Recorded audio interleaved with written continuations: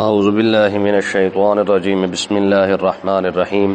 Islam in our life یہ ایک اسلامی یوٹیوب چینل ہے جس پہ مفتی سجاد حسین قادری صاحب روزانہ درس قرآن پاک ترجمہ اور تفسیر بیان فرماتے ہیں۔ اس چینل کی ویڈیو کو لائک، چینل کو سبسکرائب اور بیل آئیکن کو پریس کر کے اور ویڈیوز کو دیکھ کے آپ اپنی دنیا اور آخرت کو سنوار سکتے ہیں۔ فاستجاب لهم ربهم انی لا اضیع عمل عامل منکم من ذکر او انثى بعضکم من بعض فالذین هاجروا واخرجوا من دیارهم واوذوا فی سبیلی وقاتلوا وقتلوا لأکفرن عنهم سیئاتهم ولأدخلنهم جنات تجری من تحتها الانہار ثوابا من عند اللہ واللہ عنده حسن الثواب۔ پچھلے سبق کے اندر اللہ تبارک و تعالی نے ان دعاؤں کا ذکر کیا تھا جو دعائیں عقل مند لوگ مانگتے ہیں، یعنی مختلف قسم کی دعائیں تھیں کہ جہنم سے عذاب کے بچنے کی، گناہوں کو مٹانے کی، نیکیوں کے ساتھ، نیک لوگوں کے ساتھ مل جانے کی، اور اللہ تبارک و تعالی نے جو وعدے کیے ہیں ان کو پورا کرنے کی۔ یہ ساری دعائیں جو عقل مند لوگ مانگتے ہیں تو اللہ تبارک و تعالی نے ارشاد فرمایا فاستجاب لهم ربهم، اللہ تعالیٰ نے ان کی دعاؤں کو قبول فرما لیا۔ سبحان اللہ۔ دیکھیں یہ محض اللہ کا کرم ہے کہ پہلے دعاؤں کو بتایا ہے، بعد میں فرمایا ہم نے ان کی دعا کو قبول بھی فرما لیا ہے۔ سبحان اللہ۔ عموماً یہ ہوتا ہے کہ جب ہم درخواست دیتے ہیں نا تو اگر وہ ٹیچر ہو، استاد ہو یا محکمے کا بڑا ہو، اگر اس کو ہو نا اس درخواست منظور کرنی ہو تو وہ لکھنے کا طریقہ بھی بتا دیتا ہے، بھی ایسے ایسے لکھ کے آ، ٹھیک ہے۔ اور جب کسی کی درخواست منظور نہ کرنی ہو تو کہتے ہیں ٹھیک ہے لکھ لا، پھر اسے لکھ کے لاتا ہے تو اس کے اندر خامیاں ڈھونڈ کے کہا جاتا ہے تیری تو درخواست ہی ٹھیک نہیں ہے، پھر تجھے کیسی چھٹی دے دیں، ٹھیک ہے۔ تو جس کو چھٹی دینی ہوتی ہے اسے طریقہ بھی خود بتا دیا جاتا ہے کہ بھائی ایسے ایسے درخواست لکھ، پھر میں سائن کر دوں گا، پھر تیری چھٹی منظور ہو جائے گی۔ تو دیکھیں جب رب دعا قبول کرنا چاہتا ہے تو پہلے دعا کا طریقہ بتا دیا ہے، پھر فرمایا میں نے ان کی دعا قبول فرما لی ہے۔ یعنی ہمیں دعا ڈھونڈنے کی ضرورت نہیں ہے۔ یہ جو ہم ربنا آتنا فی الدنیا پڑھتے ہیں، ربنا ظلمنا پڑھتے ہیں، یہ تو وہ دعا ہے جس کو اللہ تبارک و تعالی نے خود قرآن پاک کے اندر بیان فرمایا ہے۔ تو اس لیے علماء فرماتے ہیں وہ دعائیں جو اللہ تبارک و تعالی نے تعلیم فرمائی ہیں یا حضور علیہ الصلوۃ والسلام نے مانگی ہیں، وہ دعائیں مانگی جائیں تو اللہ تبارک و تعالی جلدی قبول فرماتا ہے۔ ایک ہے اپنے الفاظ کے ساتھ دعا کو مانگنا، ایک ہے ان الفاظ کے ساتھ دعا مانگنا جو اللہ تعالیٰ کے رسول نے مانگی ہیں جس انداز سے۔ تو ظاہر ہے اللہ تبارک و تعالی ہماری بات نہ بھی دیکھے تو اپنے محبوب کے الفاظ تو ضرور دیکھتا ہے نا۔ تو اللہ تبارک و تعالی نے ارشاد فرمایا، اللہ تعالی نے ان کی دعا کو قبول فرما لیا ہے۔ انی لا اضیع عمل عامل منکم من ذکر او انثی، میں اللہ تعالی جو ہے وہ عمل کرنے والے کے عمل کو ضائع نہیں کرتا ہے، چاہے مرد کرے چاہے عورت کرے۔ ہاں مرد کر رہا ہے اللہ تعالیٰ اس کے بھی عمل ضائع نہیں کرتا، عورت کر رہی ہے تو اس کا عمل بھی ضائع نہیں کرتا۔ مرد کرے گا اگر حسن بصری بنتا ہے تو پھر عورت کرے تو رابعہ بصریہ تو وہ بھی بن جاتی ہے، ٹھیک ہے نا جی۔ ہاں یہ اصول ہے، جو محنت کرے گا وہ آگے آئے گا، چاہے وہ مرد ہے یا عورت ہے، ٹھیک ہے۔ حضرت سیدنا رابعہ ادویہ رضی اللہ تعالیٰ عنہ یہ عورت ہے لیکن مقام کتنا بڑا ہے۔ حضرت بشر حافی بیمار ہو گئے تو یہ ان کی عیادت کے لیے آئیں، سبحان اللہ۔ تو امام احمد بن حنبل بھی وہاں پہ موجود تھے، تو امام احمد بن حنبل نے بشر حافی کو کہا، کیونکہ وہ بیمار تھے بشر حافی، کہا کہ آپ ہمارے لیے دعا کریں، اللہ تعالیٰ بیمار کی دعا جلدی قبول کرتا ہے۔ تو بشر حافی نے کہا آج مجھ سے دعا کروانے کی ضرورت نہیں ہے، یہ ایک مہمان آیا بیٹھا ہے ان سے دعا کرواتے ہیں۔ میں کون ہے؟ کہا جی رابعہ ادویہ آئی ہوئی ہے، ٹھیک ہے نا۔ تو حضرت بشر حافی نے کہا ہمارے لیے، میرے لیے بھی دعا مانگے۔ امام احمد بن حنبل نے کہا بشر پھر میری بھی سفارش کر، رابعہ سے کہے کہ میرے لیے بھی دعا مانگے۔ تو حضرت رابعہ ادویہ رضی اللہ تعالی عنہ، کیونکہ بصریہ اور ہے ادویہ اور ہے، تو انہوں نے دعا کے لیے ہاتھ اٹھائے، کہا میرے مالک احمد بن حنبل کو بھی بخش دے، بشر کو بھی بخش دے، مجھے بھی بخش دے۔ تو غیب سے آواز فرمایا رابعہ ہم نے تیری دعا کی وجہ سے احمد بن حنبل کو بھی بخش دیا ہے، بشر کو بھی بخش دیا ہے، تجھے بھی بخش دیا ہے، ٹھیک ہے۔ تو یہ اپنے اپنے نصیب کی بات ہے۔ اللہ تبارک و تعالیٰ نے ارشاد فرمایا ضروری نہیں کہ مرد ہی آگے ہو، فرمایا کہ چاہے وہ مرد ہے یا عورت ہے، جو بھی عمل کرے گا اللہ تبارک و تعالیٰ اس کے عمل کو ضائع نہیں کرے گا۔ بعضکم من بعض، تم ایک جیسے ہی عمل کرنے میں، مرد کرے اس کا بھی وہی اجر ہے، عورت کرے تو اس کا بھی وہی اجر ہے۔ اگر عورت کرتی جائے گی تو اللہ تبارک و تعالیٰ اسے بھی اجر عطا فرما دے گا، مرد کرے گا تو اللہ تعالیٰ اسے بھی اجر عطا فرما دے گا۔ حسن بصری رضی اللہ تعالیٰ عنہ کے بارے میں آتا ہے کہ آپ جب حج کرنے کے لیے گئے تو آپ نے ہر قدم پر 2 رکعت نماز نفل پڑھی ہے. سبحان اللہ. ٹھیک ہے نا, ہر قدم پہ. کوئی سوچ سکتا ہے یار ایک قدم اٹھانا 2 نفل پڑھنا, پھر اٹھانا پھر 2 نفل پڑھنا, پھر قدم اٹھانا پھر 2 نفل پڑھنا, اس بندے کی محنت کتنی ہوگی؟ ٹھیک ہے نا. تو ایک محنت یہ بھی ہے, اور دوسری محنت کیا ہے؟ فرمایا جب حرم کے اندر پہنچے تو دیکھا جو کعبہ شریف کی جو روحانیت ہے وہ وہاں موجود نہیں ہے. تو عرض کی پروردگار اتنی محنت کر کے آیا ہوں میں, ایک قدم پہ میں نے 2 نفل پڑھے ہیں. ٹھیک ہے, تو جہاں پہ آ کے دیکھا, یہ تو کیا مشہور لفظ ہے نا کعبہ موجود نہیں. کعبہ کا مطلب یہ ہے کہ ایک وہ کعبہ ہے جو ہمیں دیوار نظر آتی ہیں چاروں سائڈ سے, کمرہ نظر آتا ہے. ایک وہ کعبہ ہے جو اس کی روحانیت ہے. ٹھیک ہے, تو فرمایا کہ پروردگار میں دیکھ رہا ہوں کہ کعبہ یہاں پہ نظر نہیں آ رہا. فرمایا کہ وہ رابعہ بصریہ جو ہے وہ بیمار ہو گئی ہے, بوڑھی ہو گئی ہے, آ سکتی نہیں ہے. میں نے کہا چلو وہ نہیں آ سکتی تو میں اپنے گھر کو بھیج دیتا ہوں. تو اس پر دیکھیں ایک بات یاد رکھیں, ہو سکتا ہے کسی بندے کو یہ رب کا گھر کیسے جا سکتا ہے جی, تو یاد رکھیں یہ حدیث پاک موجود ہے. فرمایا قیامت کے دن اللہ تبارک و تعالیٰ کعبہ جو ہے اللہ کی بارگاہ اقدس میں عرض کرے گا, کعبہ شریف, کہ پروردگار ساری زندگی جو ہے وہ لوگ میرے پاس آتے رہے, مجھے دیکھ کر دعائیں مانگتے رہے, تو دعائیں قبول کرتا رہا ہے, آج مجھے بھی اجازت عطا فرما, میں تیرے مصطفیٰ کے در پہ حاضر ہو جاتا ہوں. تو کعبہ باقاعدہ حضور کے در پہ حاضری دے گا باقاعدہ. ٹھیک ہے, تو کعبہ شریف کا چل کر جانا یہ ثابت ہے. تو اللہ تبارک و تعالیٰ نے ارشاد فرمایا یہ عمل کرنے کے لحاظ سے چاہے مرد ہے چاہے عورت ہے, جو عمل کرتا جائے گا اللہ تعالیٰ اسے اجر عطا فرماتا جائے گا. فالذین ہاجروا, فرمایا پس وہ لوگ جنہوں نے ہجرت کی, مکہ شریف سے حبشہ کی طرف گئے, پھر حبشہ سے پھر مدینہ کی طرف آئے, جنہوں نے اپنا گھر بار بھی چھوڑا, جہاں پہ یار بچپن بھی گزارا, جہاں جوانی گزاری, جہاں پہ رشتہ دار عزیز و اقارب سب کچھ تھے, لیکن اس کے باوجود محض میرے دین کی خاطر انہیں سب کچھ چھوڑنا پڑا ہے. ہم سے تو رشتہ داری نہیں چھوڑتی ہے, یاری نہیں چھوڑتی, ہم دین کی وجہ سے کسی کو یاری نہیں چھوڑتے ہیں. چھوڑی آج تک کوئی ایک رشتہ بتایا جو ہم نے صرف محض دین کی خاطر چھوڑ دیا ہو کہ یہ دین کے ساتھ صحیح نہیں ہے تو لہٰذا تیرا ہمارے ساتھ کوئی تعلق نہیں. کبھی ایسا ہوا ہے؟ ہاں, یہ وہ صحابہ ہی کے نام ہی ہے. رشتہ داری چھوڑے, انہوں نے تو اپنے ماں باپ تک کو چھوڑ دیا تھا. ٹھیک ہے نا جی. مصعب بن عمیر کو ان کی ماں نے کہا تھا, انہوں نے کہا مصعب یا تو یہ عیش و عشرت کی جو زندگی تجھے مل رہی ہے یہ چھوڑ دے یا کلمہ چھوڑ دے, ایک ہی ہو سکتا ہے. سب سے زیادہ پورے مکے کے اندر سب سے خوبصورت کپڑے پہننے والا حضرت مصعب بن عمیر ہے, سب سے مہنگی ترین خوشبوئیں لگانے والا یہ بندہ ہے. ابو جہل جیسے بندے کو بھی ویسی خوشبو نصیب نہیں ہوتی تھی جو یہ لگایا کرتے تھے. جو کپڑا یہ پہنتے تھے بڑھ کر کے بڑے بڑے سردار نہیں پہن سکتے تھے. کلمہ پڑھا تو ماں نے کہا, انہوں نے کہا پھر ایک ہی کام ہو سکتا ہے, یا تو پھر یہ زندگی ہے یا پھر کلمہ ہے, جو دیکھ لے جو تیرا دل کرتا ہے. تو مصعب بن عمیر نے کہا, انہوں نے کہا کلمہ تو خیر نہیں چھوڑ سکتا, یہ زندگی چھوڑ سکتی ہے. ٹھیک ہے نا جی. ہاں, جب ان کا وصال شہادت ہوئی جنگ احد کے موقع پر, حضرت سیدنا امیر حمزہ اور ان کی قبر ایک ہی بنی ہے. ٹھیک ہے, تو آپ سوچ سکتے ہیں کہ مصعب بن عمیر کے پاس کفن کا کپڑا نہیں تھا. حضرت سیدنا امیر حمزہ کی 2 چادریں لائی گئیں اور ان میں سے ایک چادر حضور نے فرمایا میرے چچا کو پہنا دو, دوسری چادر جو ہے وہ مصعب بن عمیر کو پہنا دو.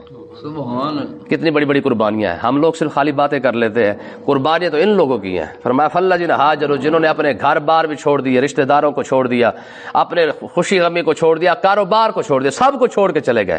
ٹھیک ہے, کس لیے؟ صرف ایک کلمے کی خاطر. مول اس کو کہتے ہیں نا. ٹھیک ہے, ہمیں تو مفت کے اندر ملا ہے. قیمت, کلمے کی قیمت صحیح اگر کسی نے چکائی ہے نا وہ صحابہ کرام نے چکائی ہے. اخرجوا من دیارہم, جن کو ان کے گھروں سے ہی نکال دیا گیا. کیا قصور تھا؟ صدیق اکبر کا قصور کیا ہے؟ فاروق اعظم کا قصور کیا ہے؟ عثمان غنی کا قصور کیا ہے؟ مولا علی کا قصور کیا ہے؟ ساری بات چھوڑے, خود حضور کا قصور کیا ہے؟ یہی لوگ تھے نا جو ہر وقت جو ہے وہ صادق امین امین کیا کرتے تھے. آج انہیں کیا ہو گیا ہے؟ صرف ایک سچی بات ہی تو کی ہے, یا ایھا الناس قولوا لا الہ الا اللہ. اس سے بڑا سچ تو کوئی نہیں ہے نا کہ لا, خدا کے سوا ایک کوئی معبود نہیں ہے, صرف ایک ہی خدا ہے. ایک سچ بولا, اگلوں نے گھر سے نکال دیا ہے. ٹھیک ہے نا جی.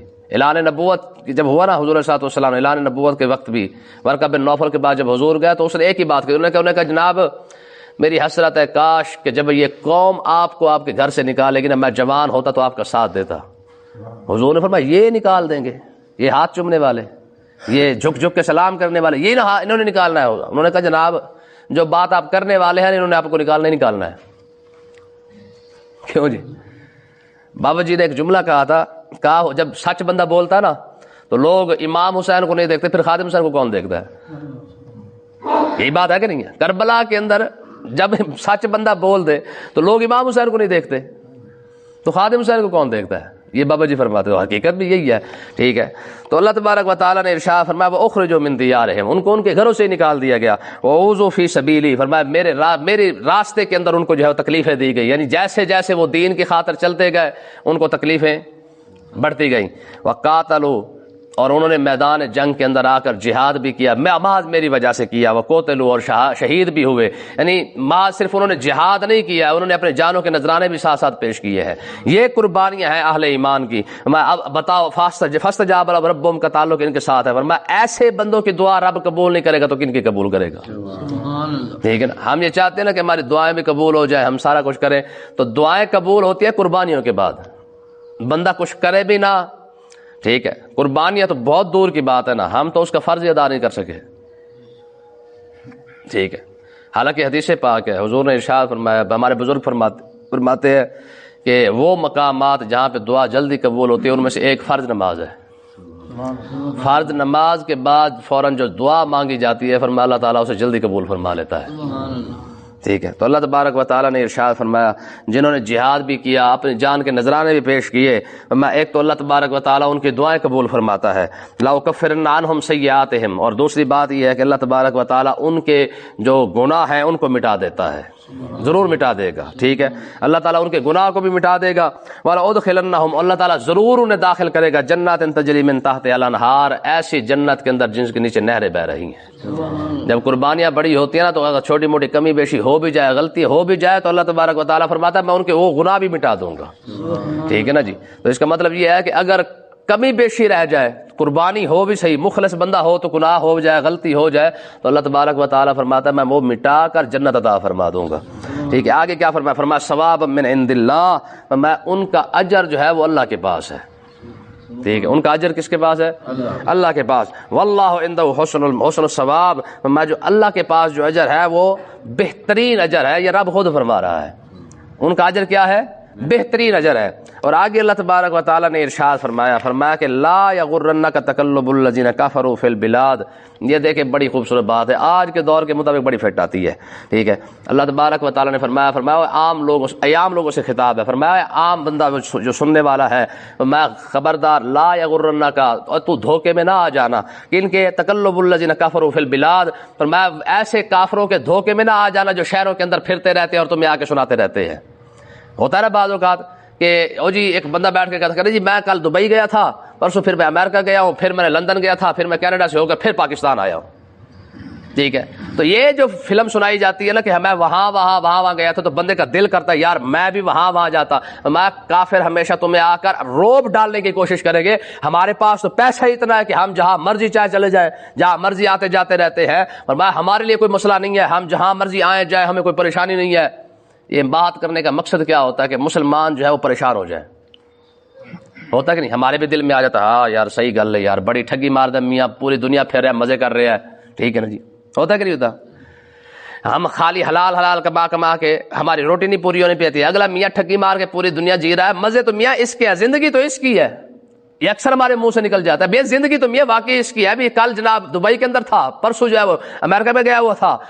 کئی بندے ہوتے ہیں ہم تو شاپنگ بھی جا کے دبئی سے اندر کہتے ہیں، سامنے سننے والا بندہ منہ نیچے کر لیتا ہے. بڑی گل ہے یار، ہے کپڑے بھی جا کے لڑن، دبئی تو جا کے لڑن ہے. ٹھیک ہے. تو اللہ تبارک و تعالیٰ نے ارشاد فرمایا یہ جو شہروں کے اندر پھرتے رہتے ہیں نا کافر لوگ، ٹھیک ہے، اور تم ان کی وجہ سے دھوکے میں نہ آ جانا. متاع قلیل، یہ تھوڑا سا سامان ہے. رب کا جواب دیکھیں، یہ کیا ہے؟ یہ تھوڑا سا سامان ہے. ثم ماواہم جہنم، پھر ان کا ٹھکانہ جو ہے نا مستقل وہ جہنم ہی ہے. دیکھیں نا جی، کسی بندے کو آپ 10 منٹ کے لیے دھوپ کے اندر کھڑا کر دیں، ٹھیک ہے، اور اسے کہیں کہ جناب تو نے 10 منٹ یہاں دھوپ کے اندر کھڑا ہونا ہے، 10 منٹ کے بعد تو چھاؤں کے اندر اگر آ گیا تو 10 منٹ وہاں پہ کھڑا رہا دھوپ کے اندر، پھر اس کے بعد تجھے اے سی والے کمرے پہ بٹھا دیں گے، پھر تو ساری زندگی بیٹھا رہیں. یہ اس کے لیے آسان ہے کہ مشکل ہے؟ بندہ سوچنے پر مجبور تو ہو جائے گا یار، اگر 10 منٹ دھوپ پہ کھلونا پہ گیا ان کے بعد ساری زندگی اے سی والے کمرے میں ہی بیٹھنا ہے، تو مجھے 10 منٹ کھڑے ہونے میں کون سی پریشانی ہے؟ میں یہی مثال مسلمان کے لیے ہے. میں تمہارے لیے جو زندگی ہے نا چند دنوں کی، یہ تمہارے لیے دھوپ کی طرح ہے. اس کو اوکھے سوکھے کر کے گزار کے رب کو راضی کر لو، آگے تو پھر مستقل ٹھکانہ جنت ہے ہی ہے نا. کتنی بڑی مثال ہے. ٹھیک ہے جی, کتنی بڑی مثال ہے کہ فرمایا تم یوں سمجھ لو کہ تم دھوپ کے اندر ہی کھڑے ہو 4 منٹ کے لیے, ٹھیک ہے, 4 منٹ دھوپ برداشت کر کے تمہیں مستقل طور پہ جنت مل جائے, تمہیں اور کیا چاہیے. ثم ماواہم جہنم, یہ جو پھر رہے ہیں جی, ہم جو شاپنگ بھی جا کے دبئی سے کرتے ہیں, رب نے فرمایا ان کا ٹھکانہ جہنم کے اندر ہے. ٹھیک ہے, اور رب خود فرما رہا ہے, فرمایا صرف ٹھکانہ جہنم نہیں ہے, وہ بئس المہاد, بہت برا ٹھکانہ ہے جی. کیا ہے؟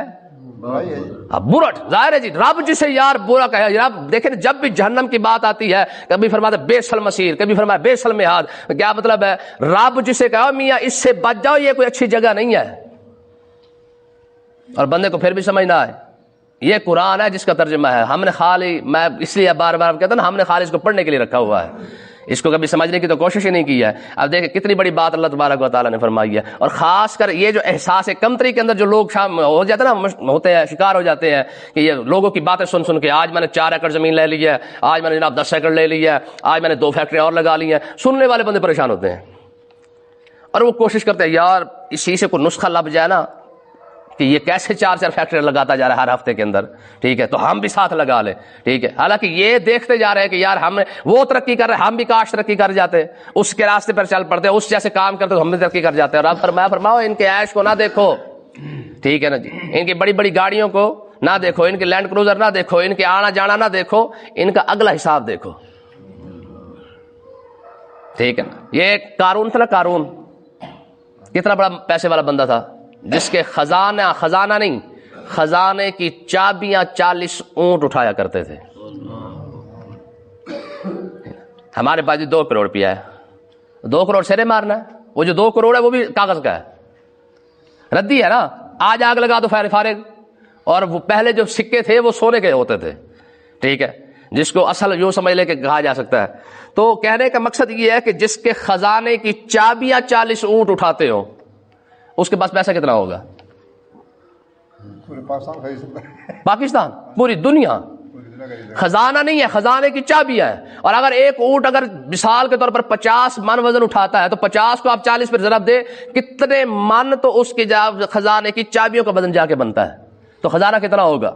ٹھیک ہے, تو کہنے کا مقصد یہ ہے کہ جب وہ مرا نا, جب باہر نکلتا تو لوگ اس کو دیکھ کے کہتے ہیں تیری خیر اصبح الذین تمنوا مکانہ بالامس, ٹھیک ہے نا, لوگ اس کو دیکھ کے پریشان کریں یار تیری خیر, میاں زندگی تو یہ ہے نا, ٹھیک ہے جی, آج دبئی جا رہا ہے, کل لندن جا رہا ہے, قارون کے مزے لگے ہوئے ہیں. یقولون وَيْكَأَنَّ اللَّهَ يَبْسُطُ الرِّزْقَ لِمَن يَشَاءُ وَيَقْدِرُ, فرمایا جب ہم نے اس کو دھنسایا نا نیچے, سارے کہتے وَيْكَأَنَّ اللَّهَ, اللہ کی پناہ بھی ہمیں پیسہ نہیں چاہیے. یہی وجہ ہے, ہم ظاہری زندگی کو دیکھتے ہیں, انجام نہیں دیکھتے ہیں. یہ جو بڑے بڑے آپ دیکھتے ہیں نا سیٹھ کمپنی, صرف ان کی سیٹھ ہی دیکھی جائے, بس ان کے جو انجام ہوتا ہے نا وہ اور حساب سے ہی ہوتا ہے. ٹھیک ہے نا جی, تو یہ حقیقت ہے. سندھ کے اندر نا ایک وڈیرا بالکل مرنے پہ آ گیا. ہوا کیا, وہ لگا کینسر کا پھوڑا نکلا ہاتھ کے اوپر, بڑھتے بڑھتے بعد جو ہے پورے جسم میں پھیل گئی. ٹھیک ہے, آہستہ آہستہ, یہ سچی بات ہے, ٹھیک ہے, جو پہلے نوکروں کو لگایا ہوا تھا انہوں نے کہا جناب سیٹھ کی اپنا وڈیرے کی خدمت کرنی ہے. آہستہ آہستہ پھوڑے کی وجہ سے پورے جسم کینسر پھیلانا, تو ظاہر جسم سے بو بھی آنے لگ گئی. تو نوکروں نے ملکانی کو جا کے کہا, وہ جو کیا تھی, کیا کہتے ہیں اس کو, مطلب جو چودرانی تھی ان کی, انہوں نے کہا چودرانی گھر رکھ یا نہ رکھ, ساڑھے کو چودھری نہیں ہوندی. سیدھی سی بات ہے بھئی, کب تک کرے, ہم سے یہ بو برداشت نہیں ہوتی ہے. اب زبان باہر نکلی ہوئی ہے, ٹھیک ہے, آہستہ آہستہ تھوڑی سی زبان باہر نکلی, پھر اور زبان باہر نکلی. چودرانی نے فون کیا ہے جی امریکہ والوں کو, اپنے پتروں کو, انہوں نے کہا پتر آ جاؤ بھائی, ابا نیڑے لگ گیا ہے. ٹھیک ہے, اب 3 بیٹے ہیں, تینوں آ کے کھڑے ہوئے ہیں, دیکھا تو اتنی لمبی زبان باہر نکلی ہوئی ہے, جسم کے اندر جو ہے وہ پھوڑے جو ہے وہ کینسر کی وجہ سے بو پھیل چکی ہے. ٹھیک ہے, یہ ابھی کی بات ہے, یہ 8-10 سال پیچھے چلے جائے. ٹھیک ہے, اب کیا ہوا کہ اب جناب کوئی قریب آنے کے لیے تیار نہیں ہے. تو ماں نے ایک دن کہا, انہوں نے اپنے تینوں بچوں کو پکڑ کے کہا, انہوں نے کہا ظالموں کچھ نہیں کر سکتے تمہارے, کم سے کم وہ اپنا نوکر تو اگر قریب آنے سے رہے تو کم سے کم کچھ نہیں کر سکتے, قرآن ہی تھوڑا سا پڑھ دو. ابا مر ہی جائے تمہارا, کم سے کم اتنا ہی کر دو, تھوڑا سا پڑھ دو. چپ کر کے کھڑے ہوئے ہیں. وہ 2-3 دونوں کو پکڑا, جو چھوٹا سب کھڑا ہے, انہوں نے کہا ماں کس منہ سے تو کہتے ہم قرآن پڑھے, ہمیں پڑھایا تو نے, پڑھایا تھا ہمیں, جو ہمیں کہہ رہی ہے کہ قرآن پڑھ دو. جب تو نے ہمیں پڑھایا ہی نہیں ہے, جب ہم پڑھنے کے لیے مسجد میں جانے لگے تو نے کہا ہمارا سٹینڈرڈ لو ہوتا ہے, اب تو کس منہ سے کہہ رہی ہے کہ تو ہم آگے قرآن پڑھ دو. پھر بھاگی وہ مسجد کی طرف. انہوں نے کہا وہ جا کے کہا انہوں نے کہا مولوی صاحب تیری مہربانی بچے بھیج, سردار کی جان نہیں نکلتی. پھر وہ حافظ صاحب تھے جنہوں جو مسجد قریب تھی, انہوں نے جناب بچے بھیجے اور انہوں نے آ کے سورۃ یاسین کے بھی 2 رکوع پڑھے تو وہیں سے جان نکل گئی. ٹھیک ہے نا. سردار نے سر پہ ہاتھ مار کے کہا انہوں نے کہا خدا کی قسم اب سمجھ آئیے کہ اصل غریب کون ہے اور اصل امیر کون ہے. انہوں نے کہا ہم سمجھ رہے تھے کہ ہم سب سے زیادہ امیر ہیں. انہوں نے کہا اب سمجھ آئیے کہ امیر ہے کون. اس لیے نا یہ حقیقت ہے. ان کی یہ نہ دیکھے کہ آج 8 گاڑیاں پیچھے اور 8 گاڑیاں آگے آ رہی ہے, یہ جناب لگے پھرتے. ان کا انجام دیکھیں, ان کا انجام کیا ہے. تو یہی بات اللہ تبارک و تعالیٰ نے یہاں پہ فرمائی. فرمایا لا یغرنک, تم دھوکہ نہ کھا جانا ان کی گاڑیوں سے, ان کی فیکٹریاں دیکھ کر جو ہے تم پریشان نہ ہو جانا. کافروا فی البلاد, فرمایا ان کے شہروں کے اندر پھرنا بھی تمہیں پریشان نہ کر دے. ان کا اینڈ دیکھو کہ ان کا مسئلہ کیا ہے, ماواہ جہنم. فرمایا ان کا ٹھکانہ دیکھو ان کے ساتھ بنتا کیا ہے. اللہ تعالیٰ سمجھنے کی توفیق عطا فرمائے. آمین.